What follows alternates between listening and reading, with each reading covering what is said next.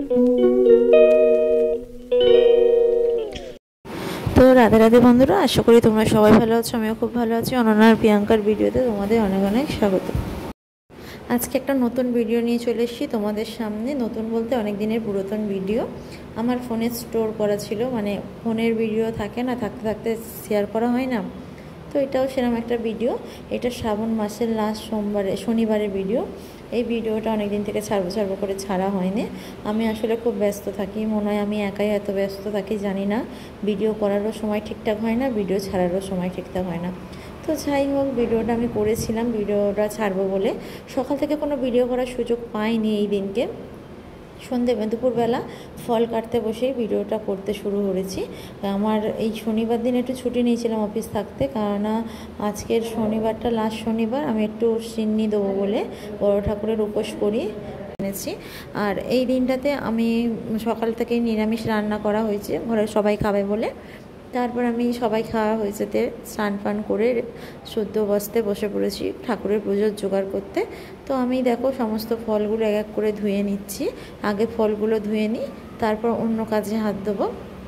আর আমি এতই ব্যস্ত থাকি সব কাজের ফাঁকে একটা ভিডিও ছাড়ারও সুযোগ পাই না।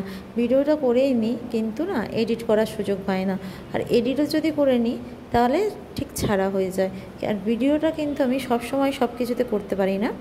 এইটাই জেনাম পুজোটার ভিডিও করতে পেরেছি, মানে পুজোর জোগাড় করছি, ভিডিও করতে পেরেছি, বাদবাকি আর কিছু করতে পারিনি। কেননা প্রসাদ দেওয়ার সময় প্রচণ্ড পরিমাণে বৃষ্টি চলে এসেছিলো। এত বৃষ্টি এসেছিলো যে আমি কাউকেই প্রসাদ দেওয়ার সময় ভিডিও করতে পারিনি। তো ফোনটা ছিল ঘরের ভেতরে। আর এই পুজোর নিয়ম হলো প্রসাদ খেয়ে জামা কাপড় মানে যা হবে সব ছেড়ে স্নান করে তবে ঘরে ঢোকে। তো আমি কি করেছিলাম, প্রসাদ তো বাইরে খাচ্ছিলাম আর ফোনটা ছিল ঘরে। পুজো দিতে যাওয়ার সময়ও বৃষ্টি পড়ছিল, পুজো দেওয়ার সময়ও ফোন নিয়ে সাথে যায়নি। মন্দিরেও কোনো সেরকম ভিডিও নেই, শুধু পুজোর জোগাড়েরই ভিডিও আছে। তো চলো আমি পুজোর জোগাড়টা করি আর তোমরা ভিডিওটা দেখতে থাকো। এখানে আমি ছুটি নিয়েছিলাম বলে আজকের দিনে এত কাজ আমি সম্ভব করতে পারছি, কেননা যদি না ছুটি নিতাম কিছুই করতে পারতাম না। অফিসের সামনে যে মন্দির আছে, মন্দিরে পুজো দিতে গেলে সন্দেশ কিনে পুজো দিতে হয়, সিন্নি মাখার পজিশন পড়ে না। আগে কী করতাম, সকাল সকাল উঠে সিন্নি করে মেখে পুজো দিয়ে তবে আমি অফিসে যেতাম, কিন্তু এখন আর সেটা হয় না। এখানে দেখো মেয়েও ঘরে ছিল, মেয়ে একটু বদমাশি করছিল। তারপরে আমি সমস্ত ফলকর্ম কেটে মানে গুছিয়ে নিয়েছিলাম। আর এখানে দেখো কিছু গোটা ফল রেখেছিলাম, গোটা ফলগুলো 5 রকম ফল দিতে হয়, তাই গোটা ফল 5টা রেখেছিলাম।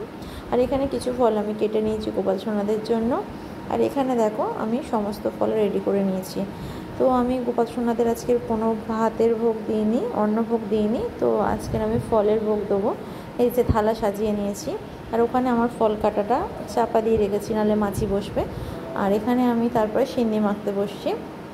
সিন্নি সমস্ত জোগাড় করে নিয়ে তারপরে সিন্নি মাখতে বসছি। এখানে দেখো সমস্ত জোগাড় করে নিয়েছি। আমি আটা নিয়ে নিয়েছি গামলিতে। আর আটা নেওয়ার পর যতটা আটা নেবো সেই পরিমাণ মাপে কলা নিতে হয়। তো হাফ কিলো আটাতে 12টা কলা লাগে, তো হাফ কিলো আটাতে 12টা কলা দিয়ে দিচ্ছি। কলাটা নিয়ে নেওয়ার পর এই সমস্ত উপকরণটা মাখা হবে শুধুমাত্র দুধ দিয়ে, কেননা এখানে দুধ কোনো রকম জল ব্যবহার করা হয় না। যদিও একটু জলের প্রয়োজন লাগে তাহলে জল ব্যবহার করতে পারো, তো গঙ্গা জল। আমার সাধারণত জলের প্রয়োজন লাগে না। এখানে দেখো একটু আখের গুড় নিয়ে নিয়েছি। এখানে চিনি ব্যবহার করা যায় না, এখানে আখের গুড় নেওয়া যায়। আর যদি আখের গুড় কম থাকে, মিষ্টি কম হবে মনে হয়, তাহলে বাতাসা দেওয়া যায়। এই দেখো আমি দুধ দিয়ে নারকেল কুড়ো দিয়ে সমস্তটা সাজিয়ে নিয়েছি, এখানে ফল সাজিয়ে নিয়েছি। আর ওপরে বাতাসা, কাজু, কিশমিশ সমস্ত দিয়েছি। আর এখানে দেখো সিদেটাও সাজিয়ে নেওয়া হয়েছে। তো তারপর আমি গোপাল সোনাদের খেতে দিয়ে দিয়েছি সুন্দর করে সাজিয়ে। এখানে দেখো গোপাল সোনাদের খেতে দেওয়া হয়ে গেছে। ওদের দুটো মালা পরিয়ে দিয়েছিলাম, ওদের জন্য দুটো মালা এনেছিলাম, ফুলের মালা।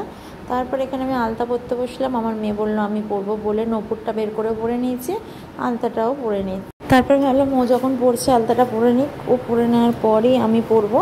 তারপর এখানটায় দেখো সমস্ত গুছিয়ে নিয়েছি, সিঁদে, ফুলের মালা, তারপরে ফল কেটে চাপা দিয়ে। আর এখানে দেখো আমি রেডি হয়ে নিয়েছি, শাশুড়ির একটা শাড়ি ছিল, ওই শাড়িটা পরে নিয়েছি। আমার বেশি শাড়ি নেই, আমি একটু শাড়িটা কমই পরি, তো শাশুড়ির শাড়িটাই পরেছি। আর গোটা ফলটা এখানে রাখা হয়েছে। আর এখানে দেখো গোপু সোনাদের যে জন্য ফল কাটা হয়েছিল সেই ফলটা এখানে, আর গোপু সোনাদের এই খেতে দেওয়ার ভিডিওটা একবার মানে ফটোটা একবার একটু দেখিয়ে দিলাম তোমাদের। এই হচ্ছে আজকে সারাদিনের ভিডিও। তো কেমন লাগলো, ভালো লাগলে অবশ্যই লাইক কমেন্ট শেয়ার করবে। দেখা হচ্ছে নতুন একটা ভিডিওর সাথে। যারা চ্যানেলে নতুন আছো চ্যানেলটা সাবস্ক্রাইব করে দিল। তো চলো টাটা।